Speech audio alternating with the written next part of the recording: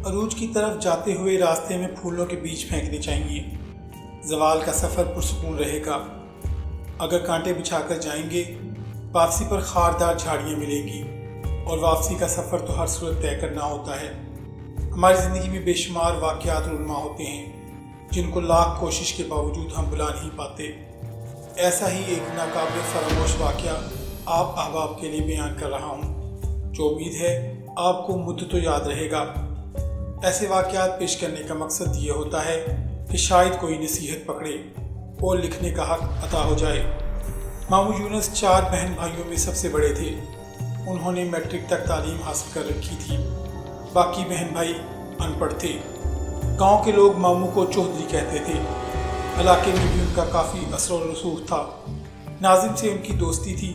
نانا 40 ایکڑ اراضی کے مالک تھے، تو نانا کی وفات کے بعد انہوں نے پٹواری اور تحصیلدار سے ساز باز کر کے اپنے نام کروائی۔ جب دوسرے بہن بھائیوں کو پتہ چلا تو اپنے حصے کی زمین مانگنے لگے۔ ماموں نے زمین دینے سے انکار کر دیا اور کہا کہ والد صاحب نے مرنے سے پہلے ہی زمین میرے نام کرا دی تھی۔ چاچو گاؤں کے چند بڑوں کو لے کر اس کے پاس گئے۔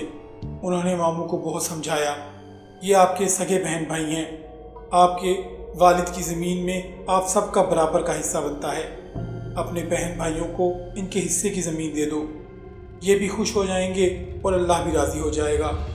مگر کوشش کے باوجود ماموں نہ مانے اور اپنی ضد پر قائم رہے۔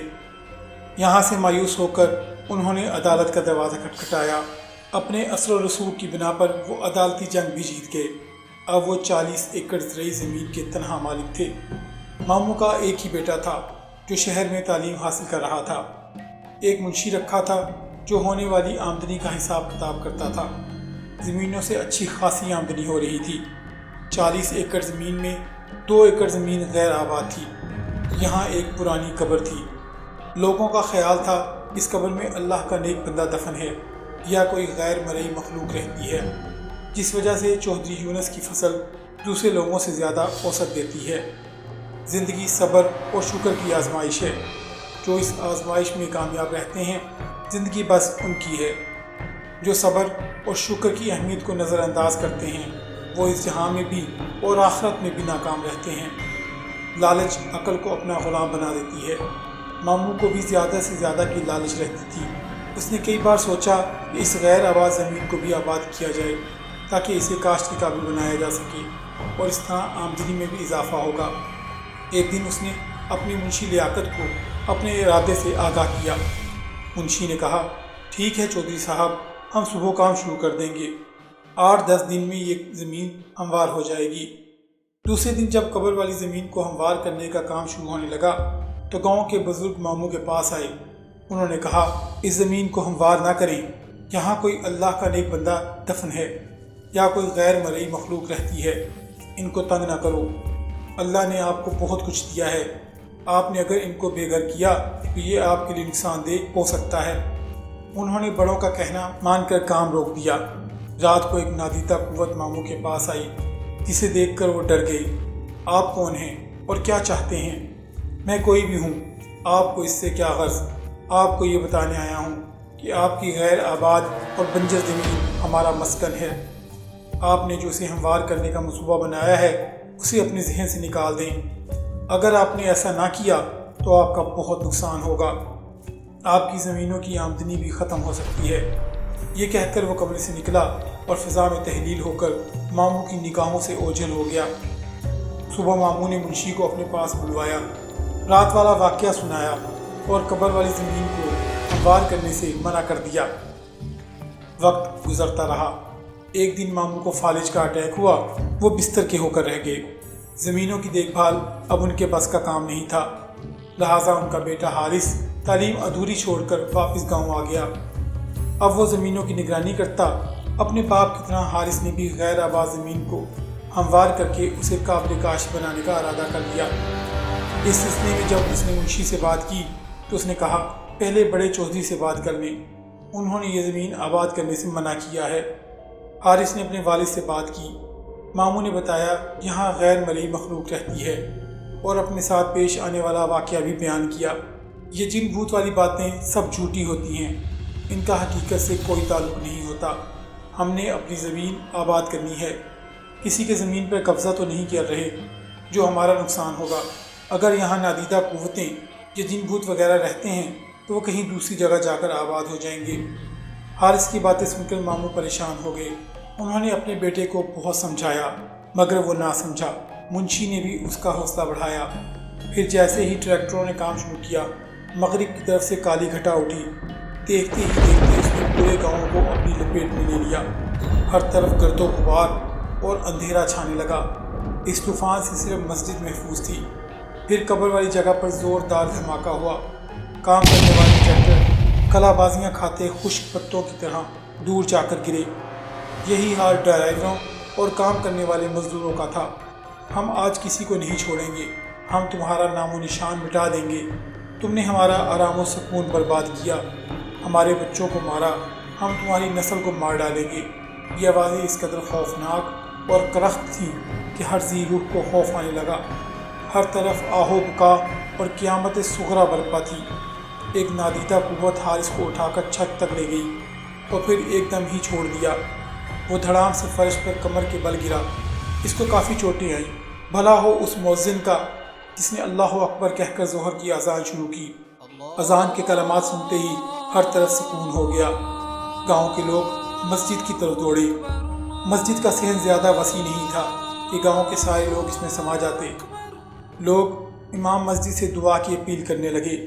امام مسجد نے دعا کرائی، اے مخلوق خدا، ان غریب لوگوں کا تو کوئی قصور نہیں۔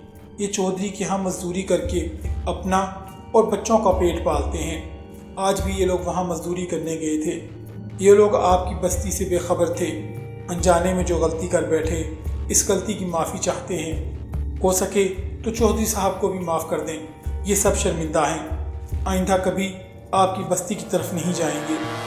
پھر اچانک سفید لباس پہنے ایک بزرگ سامنے آئے۔ اے آدم کی اولاد، ہم بھی آپ کی طرح خدائے بزرگ و برتر کی پیداوار ہیں۔ ہم اپنے آپ میں گم رہنے والی مخلوق ہیں۔ ہم بے وجہ کسی کو پریشان نہیں کرتے، نہ ہی ہم نے آپ کا برا چاہا۔ اگر ہم نے کسی کے ساتھ برا سلوک کیا تو وہ سامنے آئے، ہم سزا بھگتنے کو تیار ہیں۔ اپنے گریبانوں میں جھانکو، آپ کا دین اسلام کو امن شکست دیتا ہے۔ بردباری اور تحمل اس کے اصول ہیں۔ صراط مستقیم اس کی راہ ہے اور سچائی اور انصاف جذبہ ایمان ہے۔ چودھری یونس اور اس کے بیٹے کا کردار سب کے سامنے ہے۔ لالچ کی ہوس نے ان کو انسان سے حیوان بنا دیا ہے۔ جھوٹی شان و شوکت بڑھانے کے لیے انہوں نے اپنوں کا حق مارا ہے۔ بہن بھائیوں کی زندگی عذاب بنا دی۔ جاؤ، ہم نے تمہیں معاف کیا، پھر کبھی بھول کر بھی ہماری بستی کی طرف مت آنا۔ دوبارہ غلطی کی تو ہم معاف نہیں کریں گے۔ یاد رکھو، اس وقت ہم خدا کے خوف سے آپ لوگوں کو معاف کر رہے ہیں، مگر چودھری یونس اور اس کے بیٹے کو کبھی معاف نہیں کریں گے۔ ان کو ہم تڑپا تڑپا کر ماریں گے۔ ہم ان کو ضرور سبق سکھائیں گے۔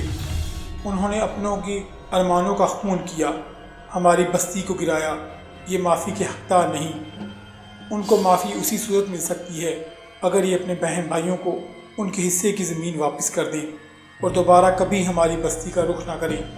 سب لوگ گردنیں جھکائے ان بزرگ کی باتیں سن رہے تھے اور ان کی دہشت سے ہر کوئی کانپ رہا تھا۔ اب میں جا رہا ہوں۔ اگر چودھری صاحب نے ہماری بات نہ مانی تو ہم اس کو عبرت کا نشان بنا دیں گے۔ وہ بزرگ چند قدم پیچھے کی طرف ہٹے اور پھر غائب ہو گئے۔ امام مسجد نے لوگوں کو مخاطب کیا، ہم سے غلطی ہو گئی ہے۔ اس غلطی کی ازالے کے لیے ہمیں دوبارہ اسی مخلوق کی منت سماجت اور قبر والی جگہ پر خیرات کرنا ہوگی۔ ہمیں ہر حال میں اس مخلوق کو راضی کرنا ہوگا۔ اگر ہم نے ایسا نہ کیا تو پورا گاؤں راکھ کا ڈھیر بن جائے گا۔ اسی وقت گاؤں کے ہر بندے نے اپنی حیثیت کے مطابق امام مسجد کو پیسے جمع کرائے اور شام کو قبر والی جگہ پر خیرات کی گئی۔ ماموں یونس نے اپنے بہن بھائیوں کو وہاں بلوا کر ان کے حصے کی زمین دے دی۔ گاؤں کی رونق پھر سے بحال ہونے لگی، لیکن ماموں کی حالت پہلے سے زیادہ خراب ہو چکی تھی۔ ایسا محسوس ہو رہا تھا کہ ماموں کا آخری وقت قریب آ چکا ہے۔ گاؤں کے بڑے عیادت کے لیے آتے تو وہ مشورہ دیتے، چودھری صاحب اپنے بہن بھائیوں کو راضی کر لو، ان سے معافی مانگ لو۔ بڑوں کی بات مان کر ماموں نے بہن بھائیوں کو اپنے پاس بلوایا، اپنے کیے کی معافی مانگی۔ سب بہن بھائیوں نے اسے معاف کر دیا۔ ایک بار پھر جنات کی بستی میں خیرات بانٹی گئی۔ لوگ خیرات کے چاول کھا رہے تھے کہ ایک دم ایک لمحے کے لیے سب کچھ روشن ہو گیا۔ امام مسجد نے کہا، جنہوں نے دل سے چودھری صاحب کو معاف کر دیا ہے۔ دوسرے دن حارث نے اپنے والد کو شہر کے ایک ہسپتال میں داخل کروا دیا۔ اب وہ آہستہ آہستہ تندرست ہونے لگے۔ 1 ماہ ہسپتال میں رہنے کے بعد وہ گھر آ گئے۔ ماموں اب مکمل طور پر صحت یاب ہو چکے تھے۔ ڈیئر ویورز، آپ کو آج کا قصہ کیسا لگا؟ مجھے کمنٹ میں ضرور بتائیے گا، اور اگر آپ کو یہ قصہ پسند آیا ہو تو اس کو لائک کریں اور شیئر کریں، اور اگر آپ ہمارے چینل پر نئے ہیں تو اسے سبسکرائب بھی کر لیں تاکہ ہمارے چینل پر آنے والے ہر نئے قصے کی نوٹیفیکیشن آپ کو بر وقت موصول ہو سکے۔ اگلا قصہ آنے تک کے لیے اپنا اور اپنے پیاروں کا بہت سا خیال رکھیں۔ اللہ نگہبان۔